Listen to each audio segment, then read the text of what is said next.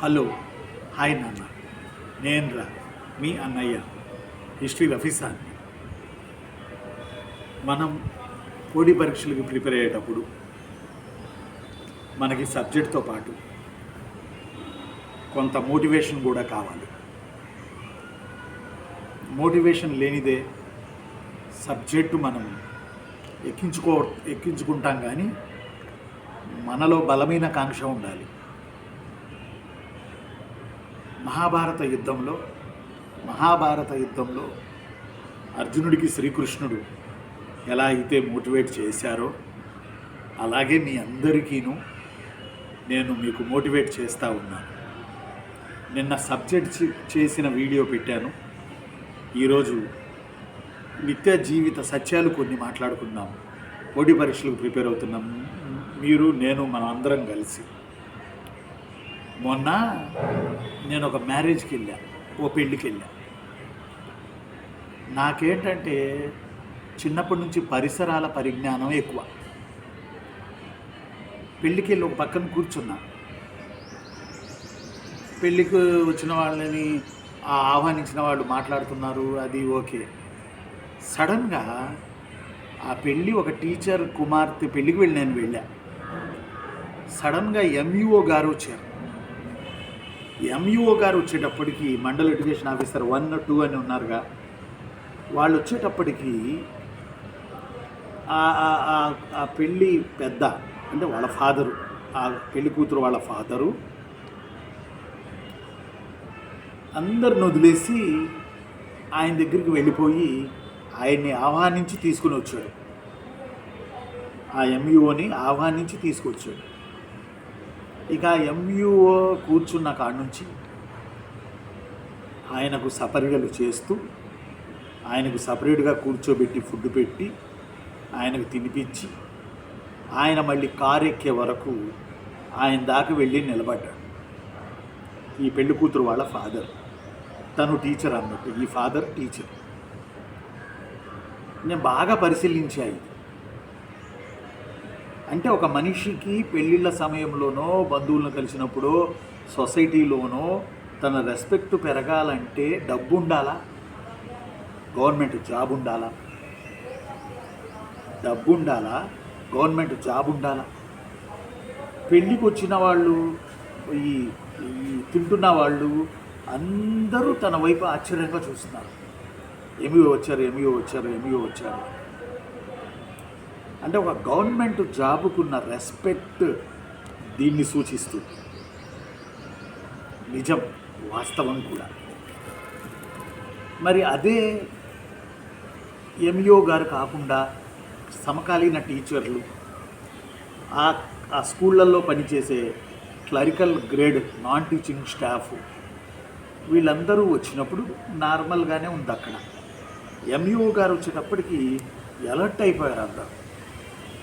అంటే ఒక government job, అది కూడా హోదా కలిగిన జాబు, అది కూడా సమాజాన్ని ప్రభావితం చేసే జాబు, అది కూడా హెచ్ఓడి జాబు, అది కూడా డిపార్ట్మెంట్ హెడ్గా ఉండే జాబు హోల్డరు ఎవరైనా పెళ్ళిళ్ళలో బంధుత్వాల్లో వచ్చినప్పుడు మనం వాళ్ళని గమనించినప్పుడు అది తెలియకుండానే మనం వాళ్ళకి రెస్పెక్ట్ ఇచ్చి వాళ్ళని తీసుకొచ్చి మళ్ళీ సాగనంపుతాం వాళ్ళని.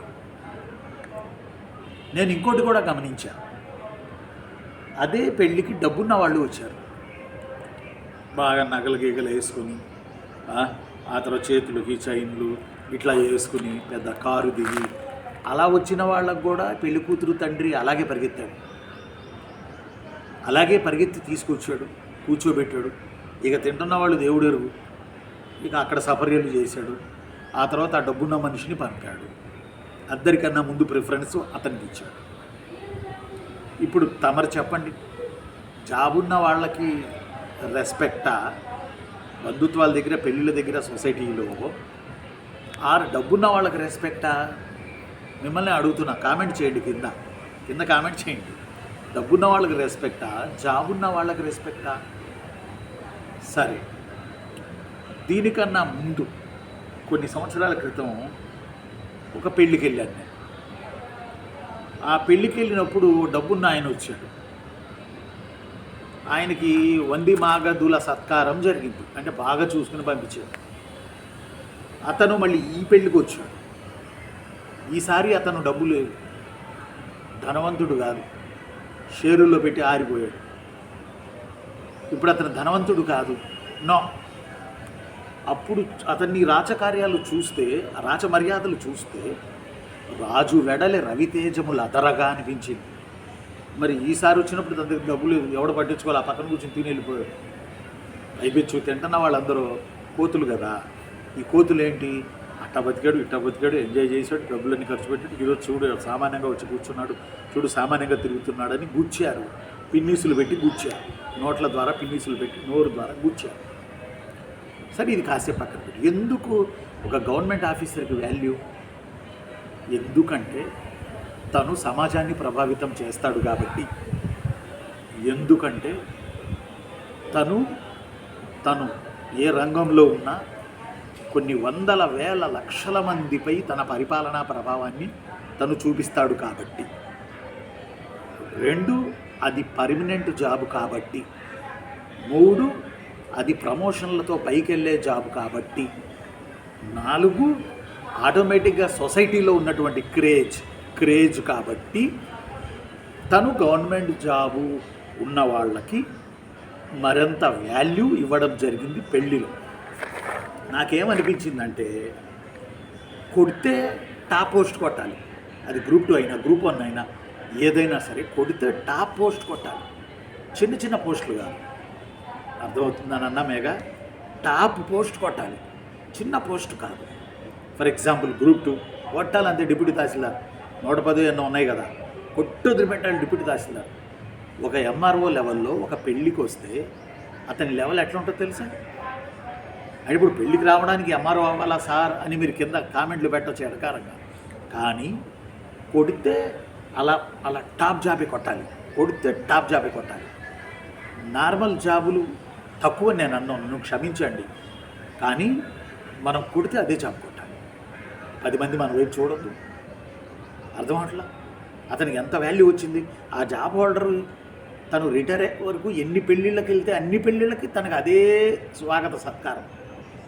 ఇవాళ డబ్బున్నోడికి స్వాగతం ఉంటుంది, డబ్బు లేనోడికి స్వాగతం ఉండదు. డబ్బు ఇవాళ ఉండొచ్చు, రేపు పోవచ్చు. ఎందుకంటే నా పెద్దలు చెప్పినట్టు, మా నాన్నోళ్ళు చెప్పినట్టు, మా తాతలు చెప్పినట్టు, ఆస్తులు డబ్బులు 3వ తరానికి ఉండవు. మెగా ఆస్తులు డబ్బులు ధనం బంగారాలు 3వ తరానికి ఉండవు. ఎవడో వస్తాడు, మొత్తం సుట్టబెట్టి అమ్మేస్తాడు, మళ్ళీ వాడు మామూలు అవుతాడు. మళ్ళీ అక్కడి నుంచి మళ్ళీ మొదలైంది వాళ్ళ ప్రయాణం, వాళ్ళ వారసుల ప్రయాణం. కాబట్టి నేనేమంటానంటే, గవర్నమెంట్ జాబు అది కూడా టాప్ జాబ్ కొట్టాలి. ఆ టాప్ జాబ్ కొట్టినప్పుడు మనకి వాల్యూ ఎన్ని ఉంటాయి. అవకాశం ఉంది కాబట్టి, కొట్టే అవకాశం ఉంది కాబట్టి, కష్టపడే తత్వం మన దగ్గర ఉంది కాబట్టి, మనకి ఇష్టం ఉంది కాబట్టి, హిస్టరీ రఫీ సార్ లాంటోడు మీకు బోధిస్తున్నాడు కాబట్టి, మిమ్మల్ని ప్రభావితం చేస్తున్నాడు కాబట్టి, మీరు ఖచ్చితంగా టాప్ జాబ్కే మీరు గురి పెట్టాలి, ఇట్లాంటి జాబులకి కాదు. సరే, తప్పదు, వచ్చినప్పుడు జాయిన్ అవుతాం అనుకోండి, అది వేరే స్టోరీ. అలాగని దేన్ని నేను తక్కువ చేయట్లేదు, రైట్, యూనో. ఆ తర్వాత ఇంకొకటి మీకు నేను చెప్పడం ఏంటంటే, గవర్నమెంట్ జాబ్ కొట్టడం అనేది ఫ్యాషన్ కాదు, ప్యాషన్. అంటే ఎస్, నేను గవర్నమెంట్ జాబ్ కొట్టాలి అనే ఒక ప్యాషన్ కొన్ని సంవత్సరాలు శ్రమతోటి ఆ ప్యాషన్ అనేది PSSION, ఆ ప్యాషన్ అనేది నెరవేరుతుంది. కొంత శ్రమతోటి, కొన్ని సంవత్సరాల శ్రమతోటి. ఎస్, అదొకటి. ఆ తర్వాత మామూలుగా మేము గతంలో అనుకునేవాళ్ళం, టాప్ ర్యాంక్ వచ్చిన ఆయన మళ్ళీ రమ్మనండి చూద్దాం, మళ్ళీ వచ్చిద్దాం, ఈసారి జాబ్ కూడా రాదు అని నేనే వీడియోస్లో చెప్పిన రోజులు ఉన్నాయి. కానీ ఇప్పుడు ట్రెండ్ మారింది. మేఘన, ఎవరి తలరాత వాళ్ళే రాసుకుంటున్నారు, దేవుడు కాదు, ఎవరి తలరాత వాళ్ళే మార్చుకుంటున్నారు. ఎస్, రాసేది దేవుడైనా దాన్ని మార్చుకునే కెపాసిటీ ఈరోజు ప్రిపరేషన్ చేసిన వాళ్ళ దగ్గర ఉందేమో అనిపిస్తుంది. దేవుడు గొప్పడే ఖచ్చితంగా, కానీ వాళ్ళ తలరాతలు వాళ్ళే మార్చుకుంటున్నారు. ఎలాగో చెప్తాను చూడండి. ప్రీవియస్లో గ్రూప్ 1 టాపర్ అబ్బాయో అమ్మాయో నాకు అంత ఐడియా లేదు. తను తెలంగాణ గ్రూప్ 1 రిజల్ట్ మొన్న వచ్చిన 600 పోస్టుల్లో తెలంగాణ గ్రూప్ 1 రిజల్ట్లో తను ఫస్ట్, ఆ వ్యక్తి ఫస్ట్ రావడం జరిగింది గ్రూప్ 1 రిజల్ట్స్లో టాప్. తర్వాత ఏపీ గ్రూప్ 1 రిజల్ట్స్ వచ్చాయి రీసెంట్ వే. ఏపీ గ్రూప్ 1లో కూడా అదే వ్యక్తి టాప్. అమ్మాయి అబ్బాయి నాకు అంత ఐడియా లేదు. అదే వ్యక్తి టాపర్. తెలంగాణలో అదే వ్యక్తి టాపరు, ఏపీలోనే అదే వ్యక్తి టాపరు. అంటే చెప్పి కొడుతున్నారు, మేము కొడతాం, మేము చదువుతున్నాం చూడండి, మేము రాసింది ఇక్కడ వర్కౌట్ అవుతుంది అక్కడ వర్కౌట్ అవుతుంది అని కష్టపడి చదివి రాసి 2 చోట్ల టాప్ రావడం అంటే ఏంది ఇది? అంటే బేసికల్లీ ఆ వ్యక్తిలో లేదా అమ్మాయిలోనో అబ్బాయిలోనో దమ్ము ఉంది. అలానే ఇంకొక దాన్ని చూద్దాం. మన గ్రూప్ 1లో స్టేట్ ట్యాక్స్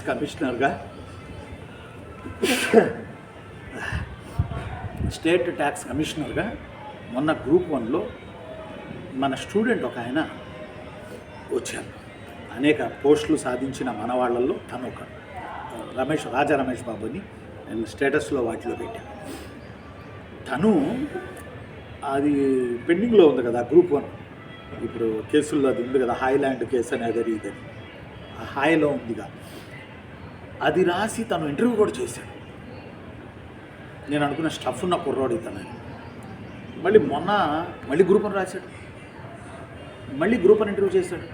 ఈసారి స్టేట్స్ ట్యాక్స్ కమిషనర్ కొట్టాడు. అప్పుడు ఏదో అతలాకుతలం అవకతవకలు జరగకపోతే అప్పుడు తనై ఉండేవాడు, తను ఇప్పుడు అయ్యాడు.